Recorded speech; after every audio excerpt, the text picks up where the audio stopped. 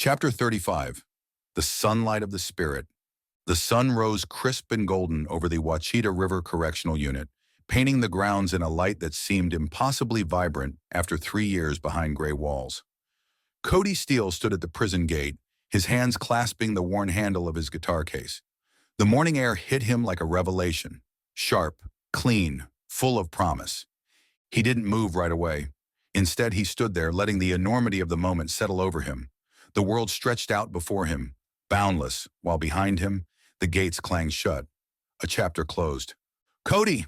He turned just as PJ's voice rang out, and then PJ was there, grinning like a kid, his arms open wide.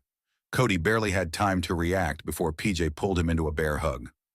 "You ready, old man?" PJ said, pulling back, his grin wider than ever. Cody smirked, his voice steady but touched with emotion. "More than ready." Karen came next, a vision of warmth and pride as she wrapped her arms tightly around her father. For a moment, Cody froze. Then his arms came up, pulling her close. He didn't let go until she did, and even then, it took effort. Karen stepped back, dabbing at her eyes and laughing softly. "We've got a lot to catch up on," she said, her voice shaking slightly. "Let's start now," Cody replied, his voice as quiet as hers. Together, the three walked toward the waiting car. PJ opened the trunk, where Cody carefully placed his guitar case, his fingers lingering on the handle for a moment before he let go. He turned back to the prison one last time. It loomed in the background, imposing but distant, as if it had already begun to fade. Cody gave a small nod, almost to himself, then slid into the car.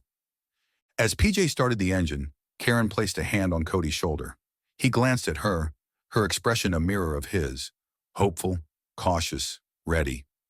The car pulled away, the prison shrinking in the rearview mirror, and Cody allowed himself a smile. That evening, the Grand Ole Opry glowed with history and anticipation. The sold-out crowd buzzed with excitement, the kind of energy reserved for something unforgettable. The stage, with its iconic circle of wood, seemed to radiate a light of its own, a space where legends had poured out their hearts. Backstage, Cody adjusted the strap of his guitar. His reflection in the mirror stared back at him, older, weathered, but steady. He took a deep breath, gripping the neck of his guitar like a lifeline. "Mr. Steele," a stagehand called. "You're on." Cody stepped into the wings, the lights from the stage spilling over him as the announcer's voice boomed through the theater. "Ladies and gentlemen, please welcome, for the very first time, Mr. Cody Steele." The applause roared, a wave of sound that hit him like a physical force as he stepped into the spotlight. Cody paused at the microphone, his gaze sweeping over the crowd. The faces blurred together, but in the front row he saw Karen, her hands clasped tightly, her smile shining even in the dim light.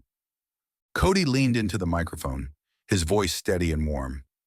"Standing here tonight, on this stage where so many greats have stood, I feel grateful. Grateful for second chances, for music, for life. Tonight I'm here to share something new, a song about the sunlight of the spirit."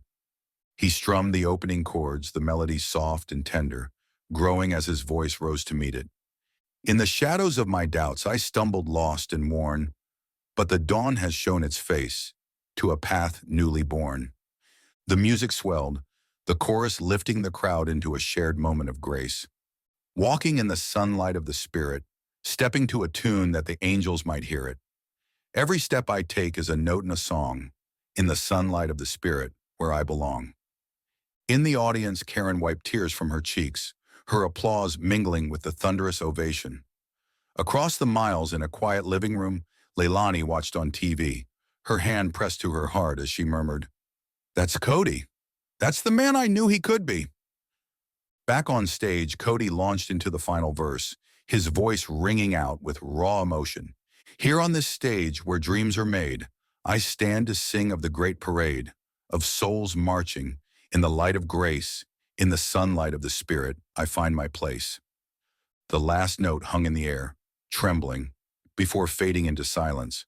For a moment, the theater was still, and then the applause erupted, deafening, unrelenting. The audience rose to their feet, a sea of hands clapping, cheering, celebrating. Cody stood there, his chest heaving, his eyes glistening as he took it all in. He lifted his guitar high above his head, a gesture of triumph and gratitude. In that moment, under the bright lights of the Grand Ole Opry, Cody Steele was no longer the man he'd been. He was someone new, someone who had walked through the darkness and come out into the light. The music carried him there, and it would carry him still into whatever came next.